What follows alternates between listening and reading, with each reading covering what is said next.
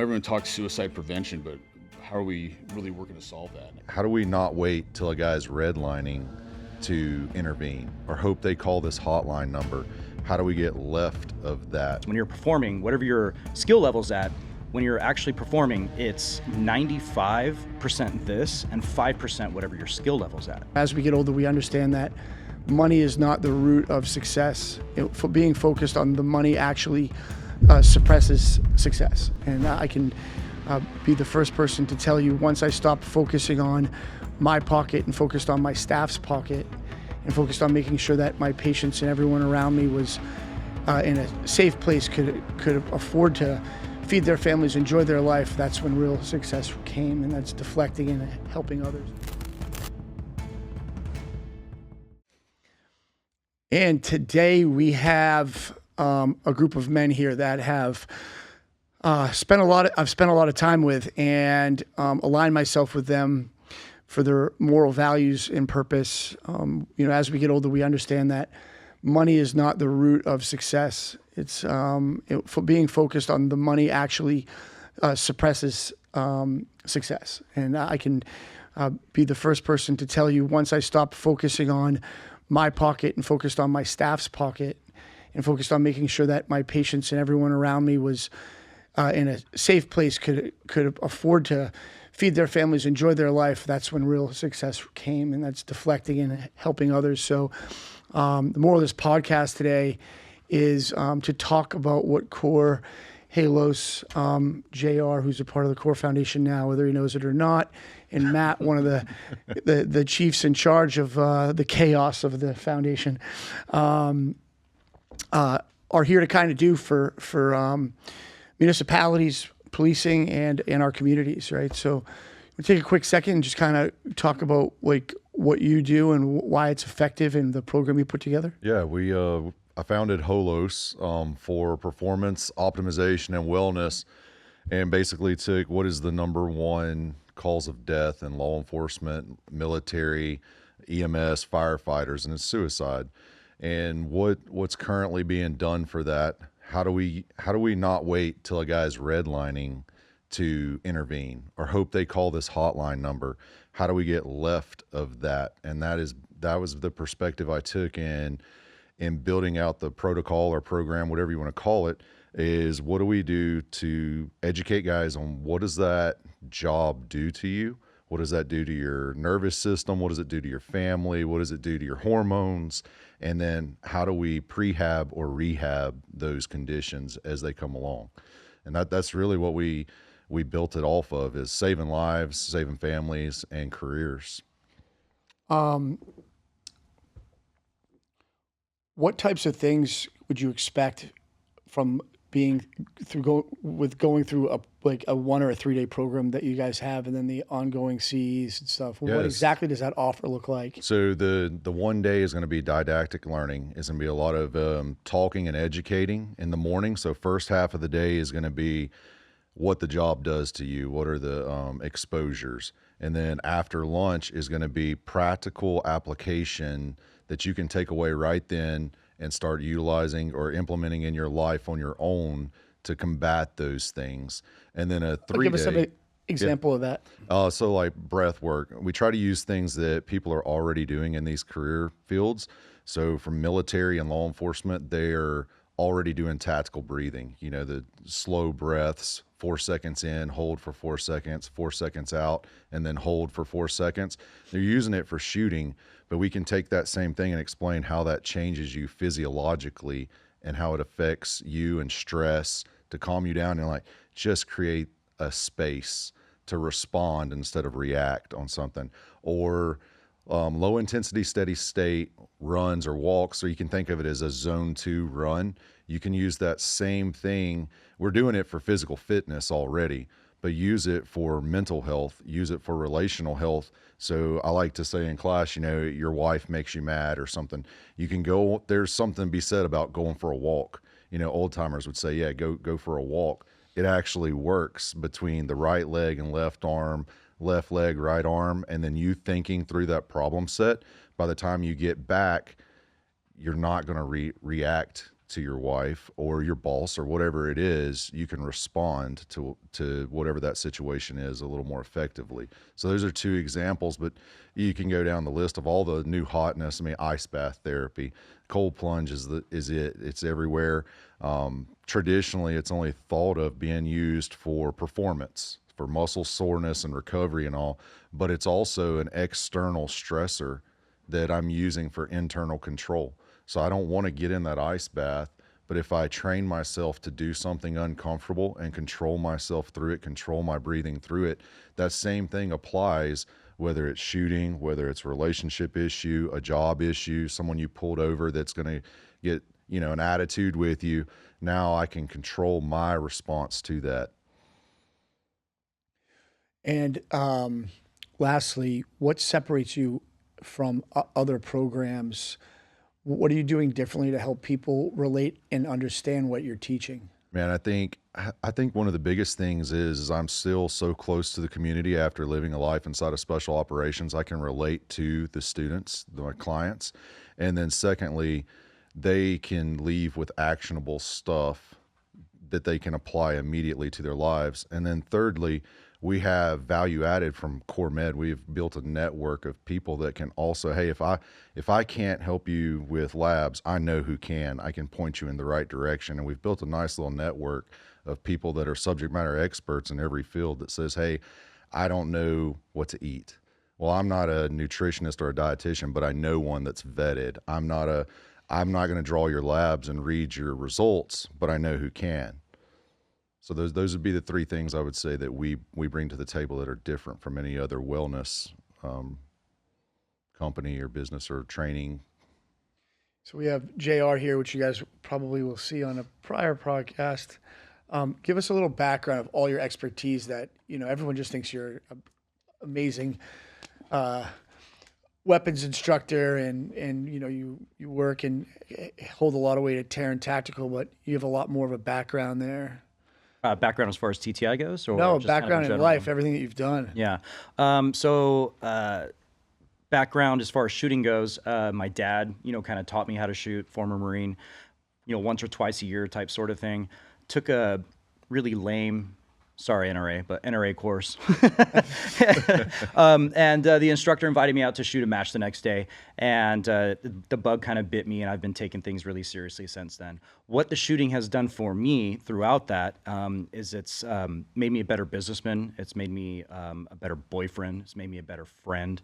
I've met everyone I know that's close to me, I've met through shooting. So it's not just a passion of let's go out and, rip these targets really fast and try and do really well. It's about building that whole network. I wouldn't have met you if I hadn't, started doing this. I wouldn't have met you or you. I've met all of you guys through the shooting. And for me, it's more of, any top athlete that, that performs at whatever level they're performing at. You get all those guys in a room and they'll start nerding out about whatever sport or workout or whatever they're doing. And eventually those topics always go towards the mental aspect of it. Because when you're performing, whatever your skill level's at, when you're actually performing, it's 95% this and 5% whatever your skill level's at. And that translates over to business, relationships, kind of like everything, So me having a faster refresh rate and a faster reaction time, makes my responses to certain things a little faster as well, if that makes sense. Not hasty in a bad way, but less hesitation, if you will. Following that gut feeling and just kind of jumping into things right away. So to answer the first question, my background, I've done everything. I was a network administrator for 10 years. So, I was kind of, that tech nerd. I actually wore glasses and stuff. So I was that guy for a while. Yeah, nerd. I've done real estate. I've done bar and restaurant consulting. I actually owned my own wine and beer lounge for a while. And I've got enough going on and enough experience to where I feel like any situation I might walk into, I'm going to be able to offer something to help. Even if it's maybe outside my wheelhouse, there's going to be something I can do to either connect them with someone or be able to offer my skills to help them that way. It's not just about me getting you on the range and making you a better shooter. So what led you to TTI? What led me to TTI is my friend Zach Smith, who is also another top shooter. You guys will meet him. You'll love him. He invited me down there. Taryn needed him down there for a few extra classes, and I spent a few days down there. And Taryn, shortly after, me going back and forth, he wanted me around more, offered me a job. I politely declined because I had some good things going on where I was, with my own instruction company that I had actually just started, but things were going well.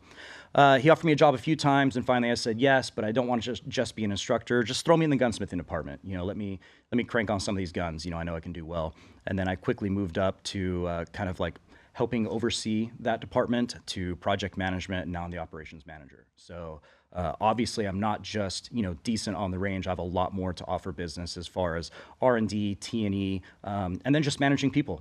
I love working with people. I've been in the trenches, if you will, of, work and business.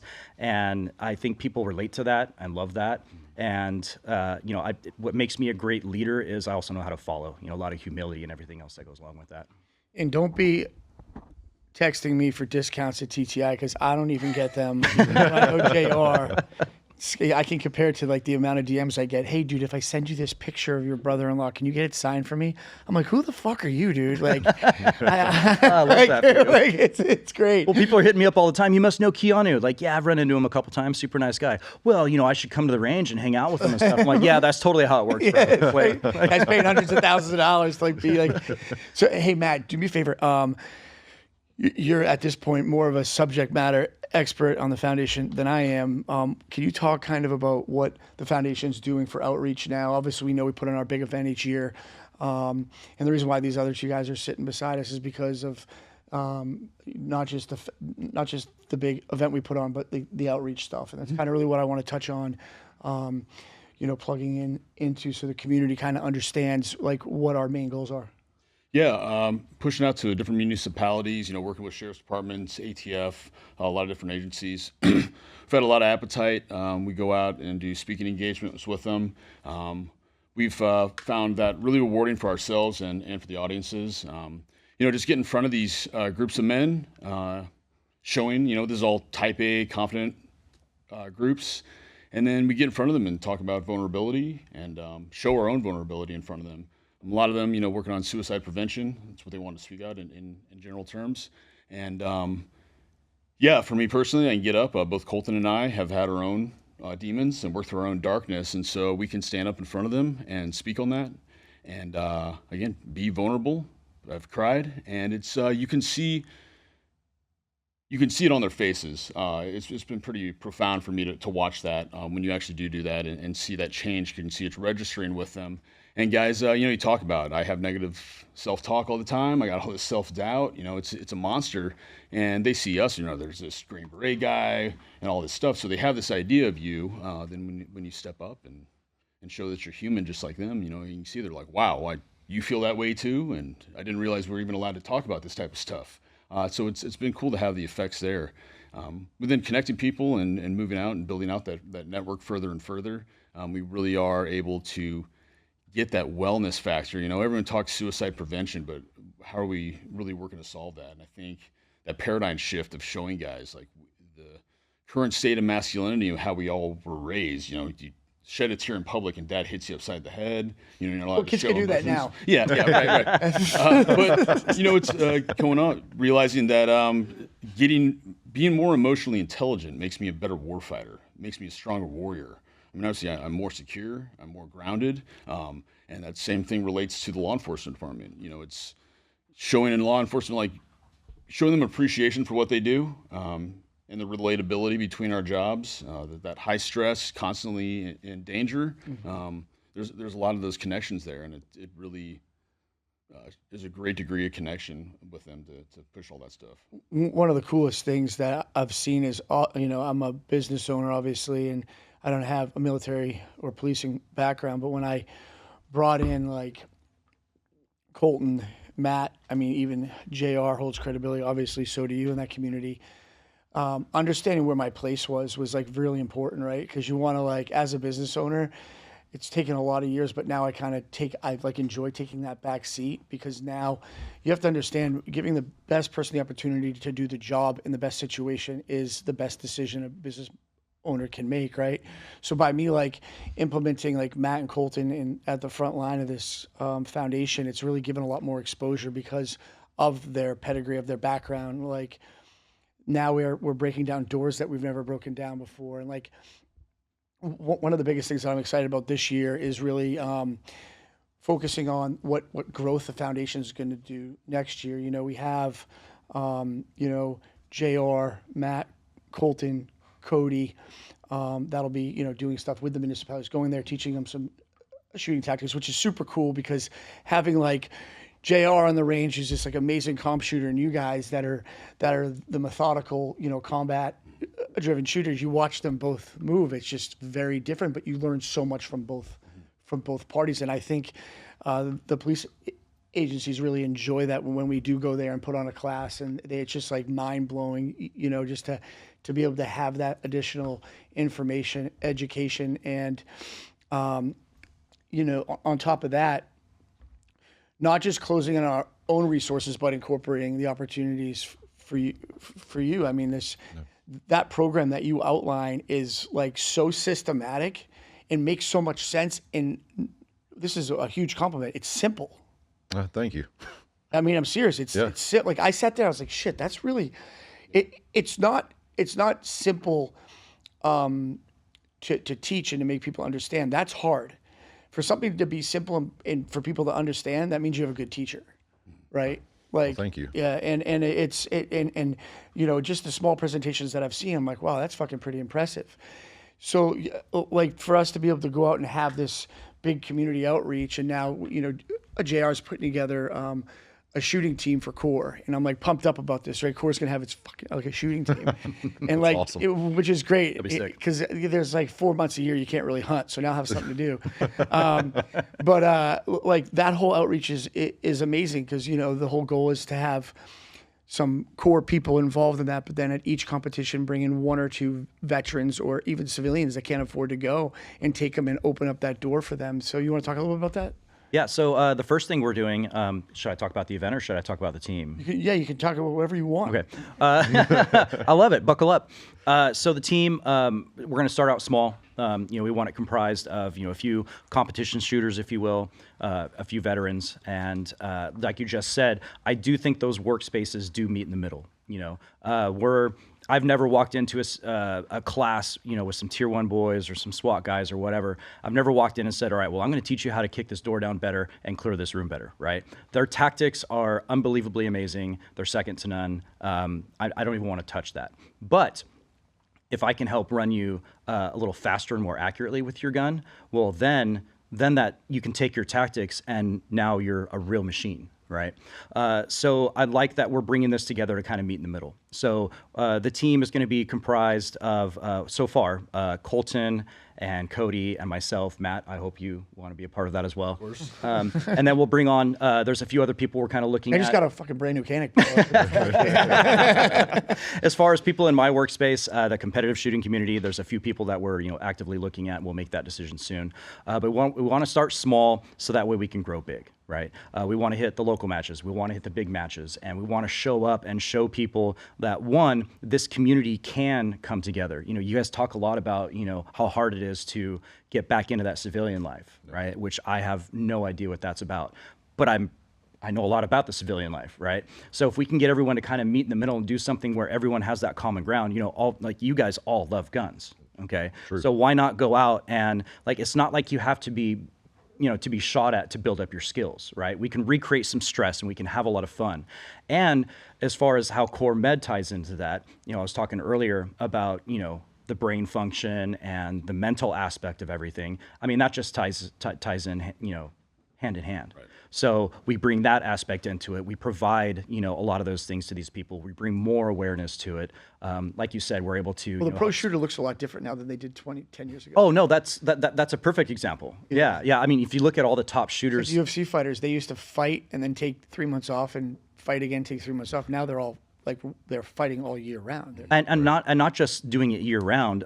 You brought up a good point. How they look. Right. If you look at some of the old guys who crushed back in the day, some of them look like, some of those old bowlers, and, but, they could just walk around and still crush, because they shot well. Now the top performers, everybody's looking good, You know what I mean? And they're looking good because they're working out, they're eating right, and now, you know, thanks to obviously core med, you know, people can get their blood work done, figure out where some deficiencies are and improve that. And that's not just helping the body, that's obviously helping the mind as well. And that's just going to make you a better performer on the range and then also off the range. Like I said, you know, I have met the best people in my life, you know, some of them sitting in, well, all of you guys sitting in this room. Sorry, podcast guys, I don't know you that well.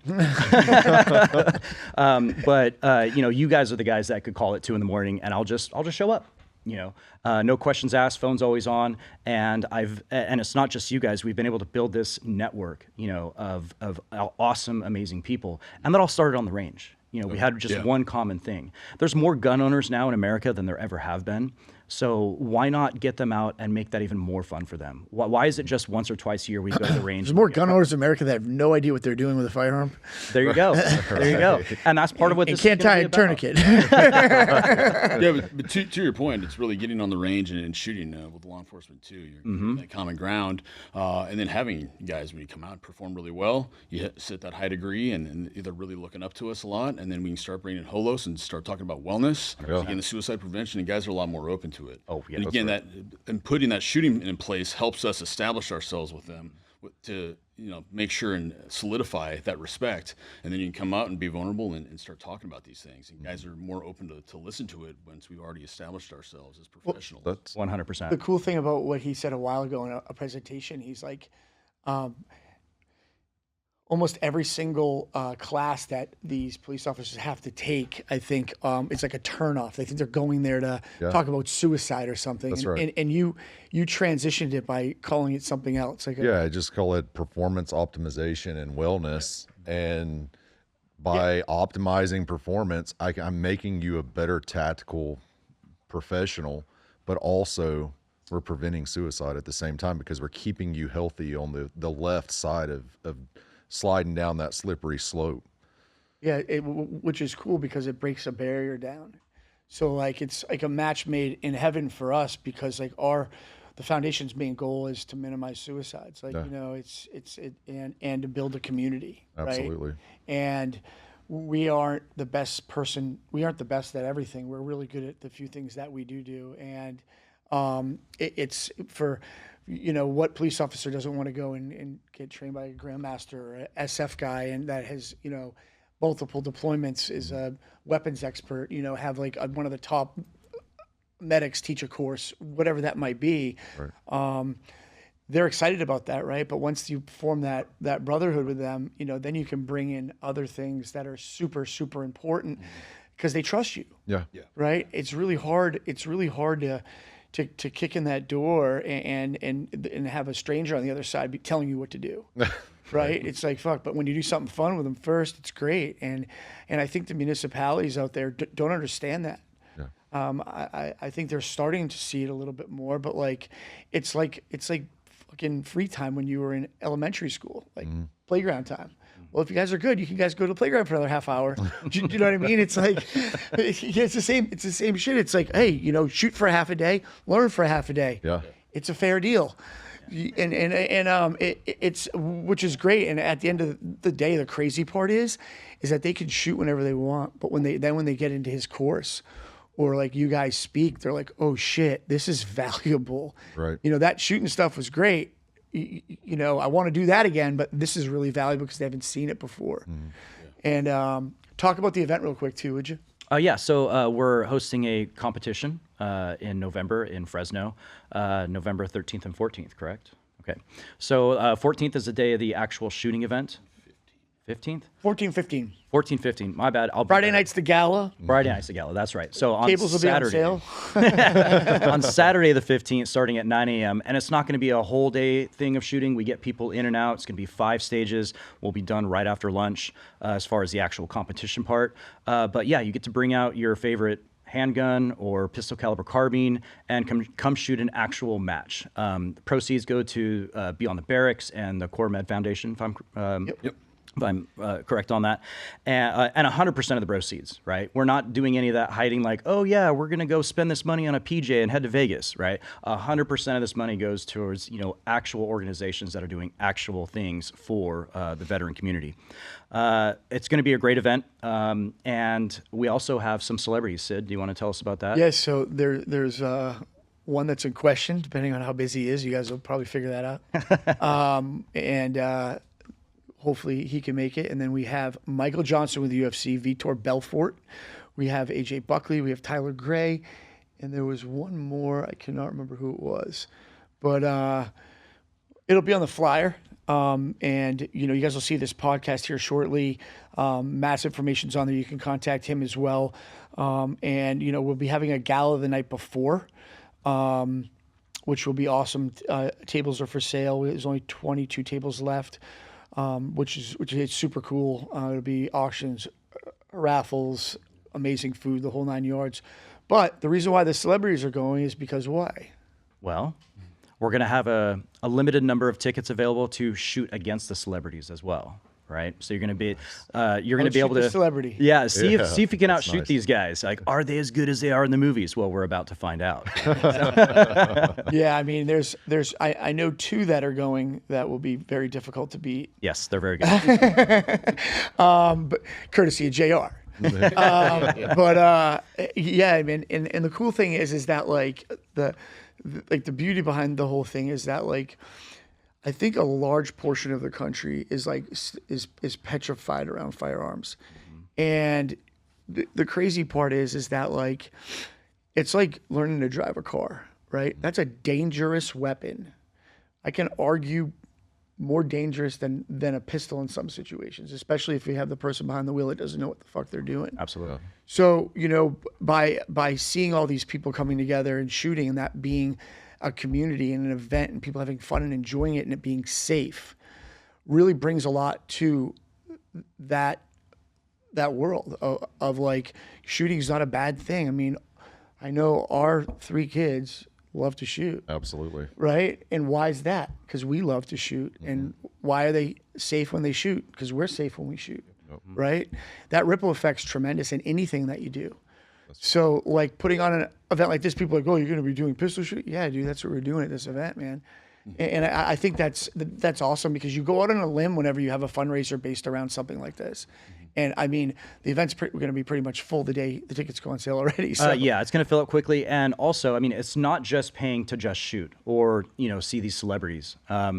There's going to be crazy raffle prizes there. We got a lot of companies behind this, big firearms companies and a lot of other, places throwing stuff in there that you have the opportunity to win. And you don't just have to win the match, to win some prizes. We'll have some random giveaways. We've got, a dinner provided, hors d'oeuvres and drinks and a bunch of stuff, afterwards. It's going to be a crazy cool event. Core's going to be doing IVs as well at the event, which is pretty cool. Well, now I have to go. Yeah, now you have. You're right.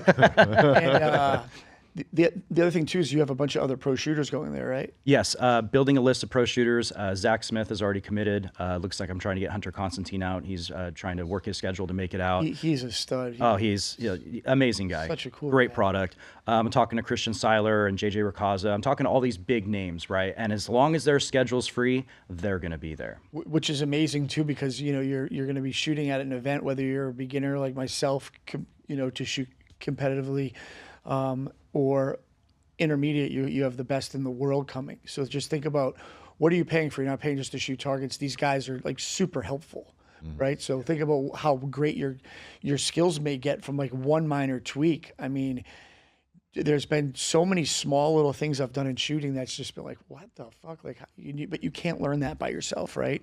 It's just and I mean, I was laughing the other day, and I was thinking about how I shoot a pistol now versus how I was taught to shoot a pistol at 7 years old. Yeah. Just overall, I had a revolver, and then I had a Glock, and then just hand placement, all this other stuff. Think about how much that industry's evolved is with like just everything, and it's awesome, and it's ongoing. You can never master the art of shooting. It's impossible. it's hard to master anything, but the art of shooting is, for me, especially where I'm at, I'll be way deep in the ground before I figure it out. Well, I'm glad you brought up, the help.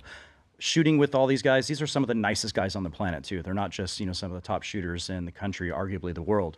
You get to spend time with them. We're going to split up everyone amongst, the squads. There'll be 5 different squads. So, and everyone is super helpful. You got a question about something. You want a little tip on something. How did you do this? What should I have done different there?